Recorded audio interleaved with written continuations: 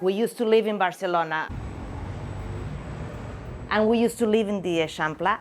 We liked living here and because you can do everything walking. And everything is about the public living and community living. Hola. Chicos, ¿qué quieren? Ya no nos entrenamos. Coffee. I'm making coffee. Yes, you want some? We used to live in a classic apartment of the Eixample. Which is Long aisle rooms, dark. So when Carlos saw this apartment, it was like the perfect mix.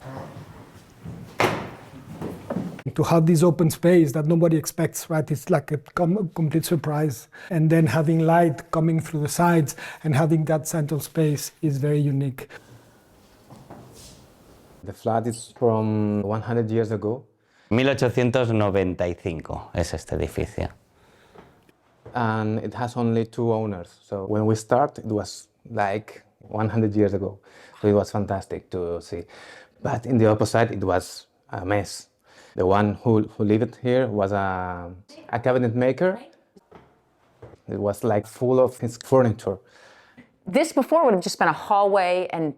It was very narrow and long with different rooms. So you probably had some rooms here without a lot of natural light? Yeah, the idea is you have like very close to the space that blocked the light. Yes. So the idea is when you open, you can see the light from the patio there and the light from the street. Mm-hmm. So this idea of trying to achieve light in the center. And these structures you will see here, it's like an homage of this idea of the cabinet maker. So it's like a furniture inside a furniture. The main space with the old 100 years ago things, then you have the box, and then you have the furniture. It's like a big piece of furniture and with little ones that we made in stainless steel, with the fridge, this. So it's like a furniture inside a furniture, these Russian dolls. At the end, it's 3 spaces, right? You've got the vestibule, you've got the toilet, and you've got it, and it's all connected, but each one has its own spatial definition, and I think it's brilliant. We like very much this idea of not touching, not the ceiling, not the walls. So in this space, you don't touch the walls, you have these shelves. It also is a way of speaking about time. You have this new structure, they have the old structure, and this between the 2 times are living together. It looks like you have different levels. Were you trying to sort of protect the old and put something new? The idea is when you usually renovate an apartment like this, you put all this plumbing installation in the floor. But in this case, the floor is with this tile. We don't want to touch anything. So we put this slab of wood so all the installations can go in and you don't touch tile. In the future, if someone has to renovate it, they can't remove it and it will have the tiles and everything, it will be the same. I love how everything's out in the open, but yet it doesn't feel cluttered, but you see things. You see books. Books in the kitchen. At the beginning, it was like, okay, books in the kitchen, books in the bathroom. It's kind of weird. But we don't have that much walls to put shelves. And the shelves were already here. And we love books, so you get used to see books in the kitchen, books in the bathroom. And then all the rest, well, you also get used to, you know. You don't need doors to open. You have everything just... within reach. Within reach, yes. So in some ways that's almost easier, like you see it. Much easier. And not ugly things, but all these things, you just put them here. You don't see them, but... Your ugly stuff is here. Exactly. You know, it's things that you use every day, and you have 3 of them, so you can put food here. So it's a pantry. Yes, okay. It is. Wow, efficient. You don't need more space. But you're keeping things really ordered. I mean... Yeah. So it works with your personality. I'm like that. So for me, it's not difficult to put it like that. And combining with some art pieces, it's gonna be, you're just exposing everything. Yes, and we've lived in many different countries, and I just put little things from everywhere. So this was supposed to be a kitchen cabinet from China. Actually, you put the grain here, so that's why it's open. Allows air. Which is what this apartment is like in a way. I mean, it's just, everything's permeable. What's so nice, right? You feel the space flow, so you've got air and light from both ends. And you choose to leave it open as well. Like you leave these Yes, doors open, you leave your yes. bedroom door open, you're Everything. keeping... We leave everything open. And it's true that when we have a visitor, It's not so easy. It's not so easy like to use the bathroom. Having this open space that is a transition between what's supposed to be more public into private is not very common. But the fact that the toilet is deconstructed, it's good, right? Because the only thing that you do open is wash your hands. The rest, you've got a shower, you've got a toilet, and you don't even see them. And we wanted 2 bathrooms. So here we have 2 bathrooms because here's another bathroom. So this is my bathroom. Okay, so you have everything in there. I have everything. And He has mine, his bathroom. everybody tells me that I have a shower inside a fridge, right? But it's even really nice because the light is integrated into the courtyard, so you really have the feeling that you're like a natural lit shower. It's all just, it's just a shower. Exactly, it's just a shower. It's like a contained shower, and the fact, of course, that it doesn't touch the ceiling, it makes it feel like a piece of furniture, like a piece of a fridge. right? It is. And then the toilet. And then we have obviously the toilet in another small room, right? So basically you've got everything. With natural light, natural ventilation. So it's really well thought.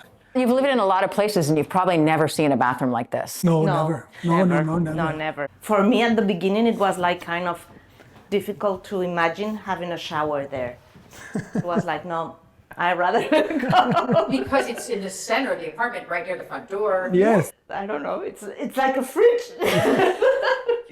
Yeah, but it's so intentional, right? Which I think it makes it special.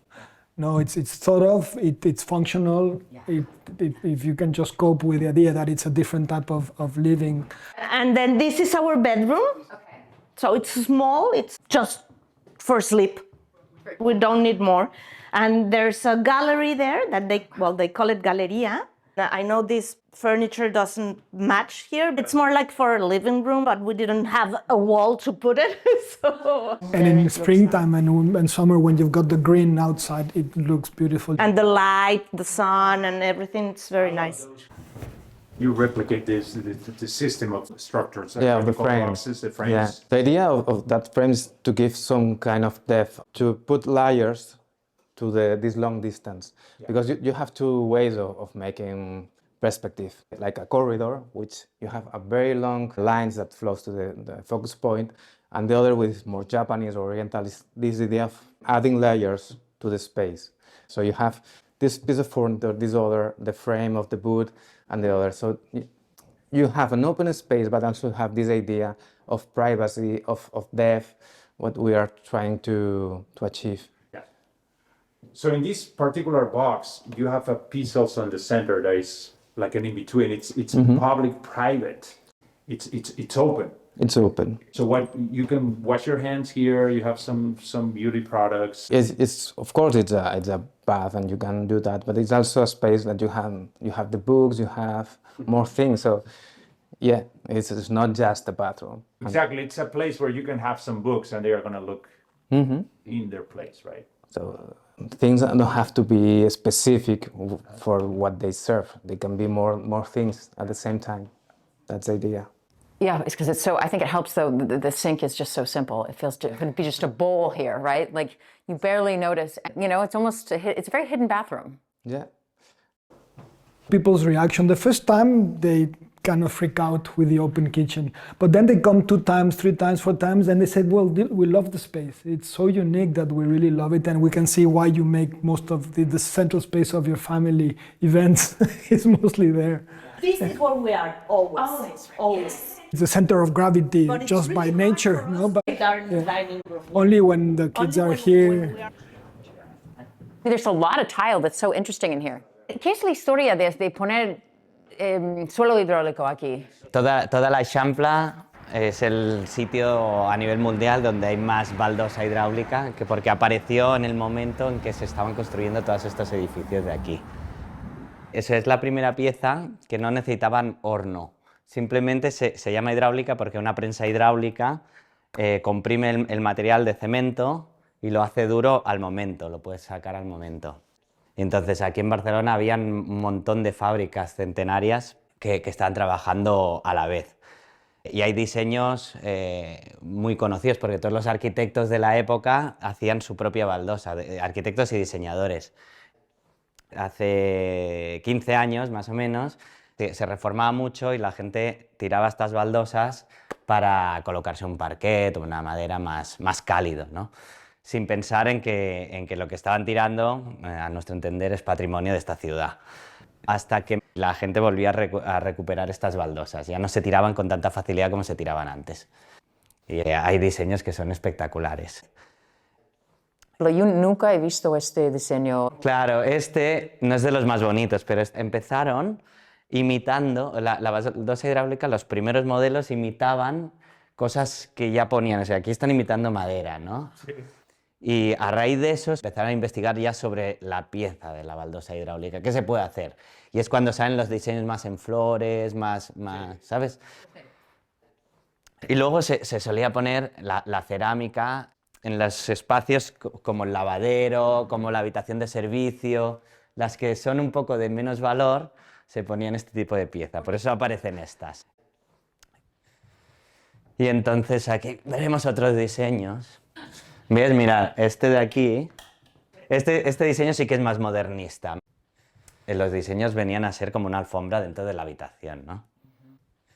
Cada diseñador hacía su propio dibujo. Esto para hacer cada pieza de estas es súper complicado porque tú tienes esta baldosa de aquí, que es diferente a esta de aquí, que es diferente a esta de aquí y es diferente a esta de aquí. Y esta es el mismo patrón con dos colores diferentes. Pero esta es simétrica, esta es la misma.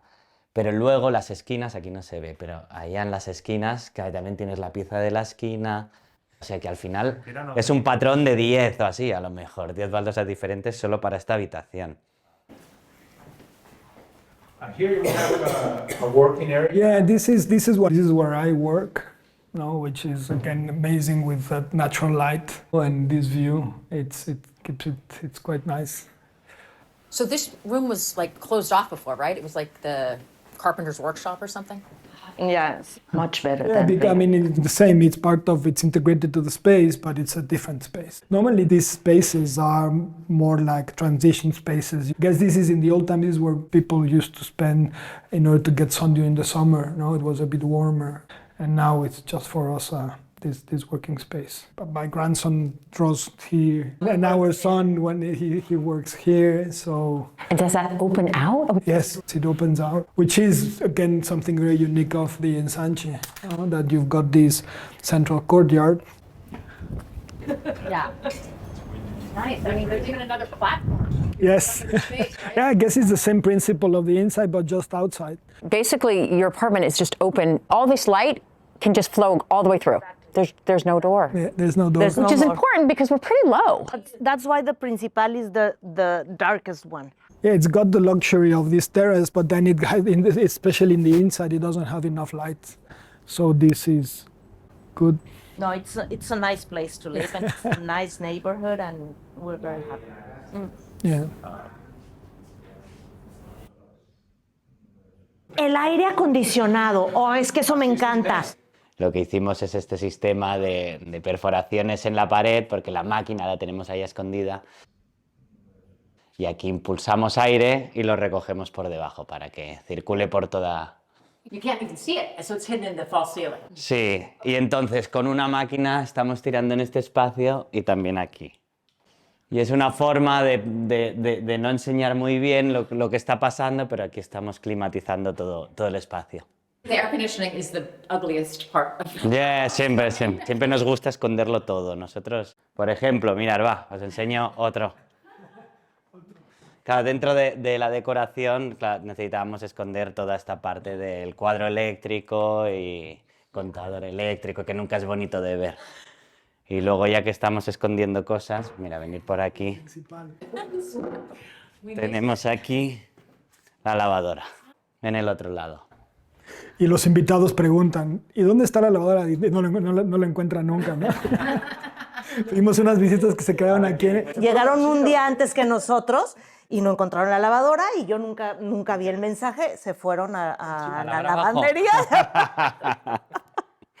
Y llamaban, decían, ¿dónde está? ¿Dónde está? ¿No laves la ropa nunca?